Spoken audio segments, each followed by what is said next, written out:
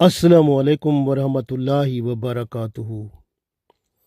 हम मुसलमान हैं, हमें हर वक्त ये ख्याल जहन में होना चाहिए कि हमारी मौत किसी वक्त भी आ सकती है और मौत के बाद की जो ज़िंदगी है उसको हमने तरजीह देनी है, क्योंकि वो ज़िंदगी ख़त्म नहीं होने वाली, वो हमेशा की ज़िंदगी है।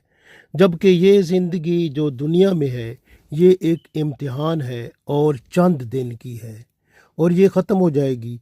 जो आखरत की ज़िंदगी है वो ख़त्म नहीं होगी। लिहाजा हमें वो वक्त जहन में हर वक्त रखना चाहिए जो दुआ की कबूलियत का होता है और जिसमें हम अपने गुनाहों की माफ़ी अल्लाह ताला से तलब करके गुनाहों को माफ़ करा सकते हैं और अल्लाह के यहाँ अपने मुस्तकबिल के लिए आखरत की ज़िंदगी को बेहतर बना सकते हैं। ऐसी रातें जो दुआओं की कबूलियत का ज़रिया बनती हैं उनमें हमें ज़रूर जागना चाहिए और जितना हमारी ताकत हो उतनी हमें इबादत करनी चाहिए और दुआओं और इस्तग़फ़ार में मुस्तग़रक़ होना चाहिए। हज का महीना जब आता है तो हज की जो 10 रातें हैं 10 रातें इनकी अल्लाह ताला ने कसम उठाई है, वल फज्र व लयालिन अश्र, इन्हीं 10 रातों की कसम उठाई है अल्लाह ताला ने। ये रातें इतनी अहम हैं जिस तरह के लैलतुल कद्र की रातें हैं।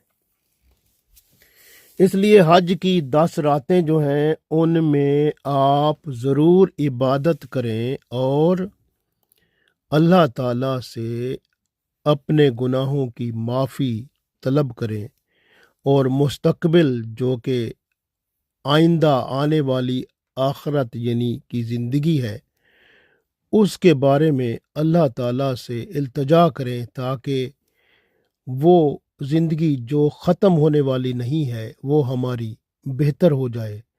अल्लाह ताला तौफीक दे।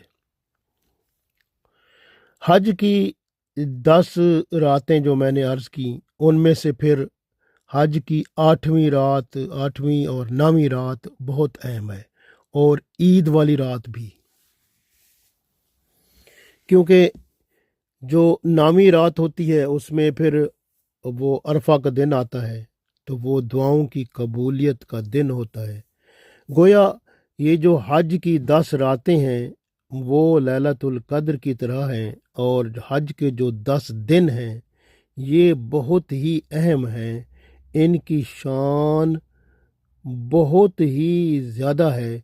इनमें जो बंदा नेक काम करेगा वो अल्लाह कबूल करता है और उसका अजर व सवाब कई गुना मिलता है और माफ़ी मांगेगा तो अल्लाह ताला दुआओं को कबूल करने वाला है। इसी तरह ईद उल फित्र की रात जो होती है उसको भी लैलतुल जायज़ा कहा जाता है, यानी बंदे की पिछली जो परफॉर्मेंस होती है, जो उसने जो कुछ किया उसको सामने रख कर बंदे का रिज़ल्ट जो है बनाया जाता है, नतीजा बनाया जाता है ईद वाले दिन। ईद इसलिए कहा गया है कि ईद वाले दिन नतीजा निकलता है। आपको पता है कि जैसे हम स्कूल में होते हैं तो या कॉलेज में तो हमारा जो है ना एक दिन नतीजा आता है इम्तिहान के बाद, तो उस दिन जो पास हो जाते हैं अच्छे नंबरों के साथ उनको कितनी खुशी होती है, उनके लिए ईद का दिन होता है। तो गोया ईद उल फित्र और ईद उल अज़हा का दिन भी इसी तरह का होता है कि बंदे की जो पिछली जो परफॉर्मेंस है वो सामने लाई जाती है और उसका जायज़ा लेकर उसका नतीजा बनाया जाता है। फिर ईद वाले दिन वो जो नेक लोग होते हैं वो अपना नतीजा पढ़ लेते हैं और जो बेचारे ऐसे होते हैं तो वो फिर बस وہ اللہ کے حضور دعاؤں اور استغفار میں ہی وقت گزاریں تو یہ سب سے اچھی بات ہوتی ہے۔ تو اس لیے یاد رکھیں کہ عید کا دن جو ہوتا ہے ہمارے نتیجے کا دن ہوتا ہے، اور اسی طرح جو شعبان کی 15 کی رات ہوتی ہے وہ بھی بہت اہم ہے، اس میں بھی دعائیں قبول ہوتی ہیں۔ اور ہر جمعہ کی رات جو شخص جمعہ کی رات کو جاگتا ہے اور ذکر و اذکار میں اس کو گزارتا ہے تو یہ پورے ہفتے کے گناہوں کا کفارہ بن جاتا ہے، ماشاءاللہ۔ تو یہ اتنا فائدہ ہوتا ہے۔ اس طرح سے آپ یاد رکھیں۔ اور جو رجب ہوتا ہے، رجب کا مہینہ، اس کی پہلی رات جو ہوتی ہے وہ بھی بہت اہم ہے، اس میں بھی دعائیں قبول ہوتی ہیں اور اللہ تعالیٰ کی رحمت ہوتی ہے۔ اسی طرح سے رمضان شریف جو آتا ہے، رمضان شریف کی طاق راتیں جو آخری عشرے کی ہوتی ہیں، 21، 23، 25، 27 اور 29 کی رات، یہ بھی بہت اہم ہیں۔ ان میں دعائیں بھی قبول ہوتی ہیں اور بندے کی عبادت کا جو اجر و ثواب ہے وہ بھی کئی گنا تک ملتا ہے۔ اور یاد رکھیں ان دنوں میں اور ان راتوں میں کوئی برا کام نہ کریں، کیونکہ اس کا بھی گناہ جو ہے وہ بھی کئی گنا تک چلا جاتا ہے، تو اس لیے بچیں گناہوں سے۔ اور اسی طرح سے محرم کی جو پہلی رات آتی ہے وہ بھی بڑی اہم ہے، کیونکہ یہ اسلامی سال کا پہلا مہینہ ہے اور محرم کی پہلی رات ہے۔ اس میں بھی دعائیں قبول ہوتی ہیں اور آپ پورے سال کے لیے اللہ تعالیٰ کے حضور جو ہے دعا کریں۔